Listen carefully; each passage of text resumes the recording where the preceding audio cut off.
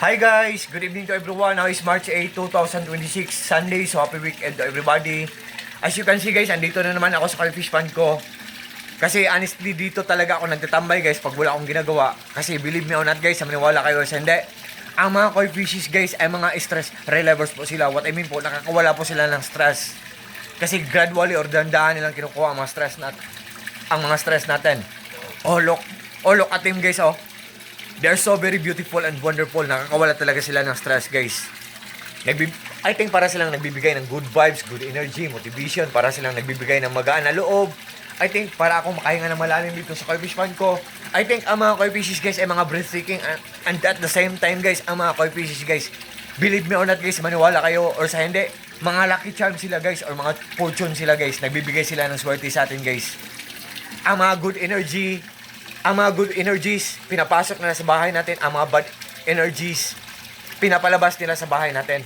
Yan ang nila. Yan ang effect nila pag na-pets tayo ng mga koi fishes, guys.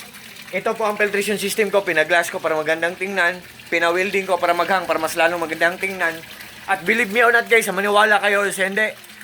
Kung clear man ang water sa paningin nyo, kung malinis man ang tubig sa paningin nyo, almost 3 months na yan.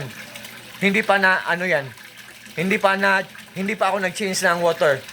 Kasi noon, every 2 months ako maglinis ng koi fish pond ko. Ngayon, every 3 months na ako maglinis ng koi fish pond ko sa water nila.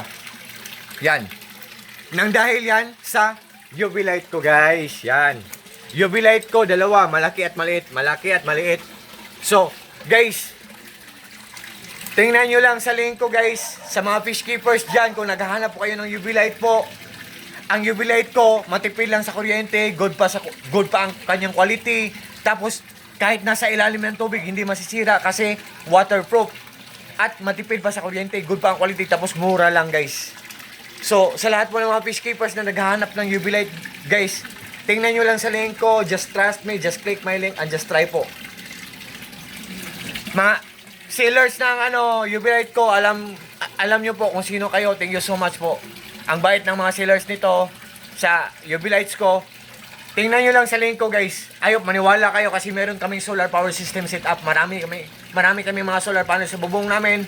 Sa roof namin, may generator kami, dalawa, malaki at maliit. At may monitoring. Nalalaman namin or namomonitor namin ang isang gadget kung matipid lang kumain ng kuryente. Lahat ng mga appliances namin within 24 hours, guys. Solar lang ang nagpapaandar. At solar din ang nagpapaandar dito sa Koi Fish Pond ko within 24 hours. Wala kaming binabayaran na kuryente every month. Zero electric bill kami every month. Meron kaming solar power system set up at may monitoring. Nalalaman namin or namomonitor namin kung matipid lang kumain ng kuryente ang isang gadget kung good ang quality. God bless us all, guys. Thank you so much.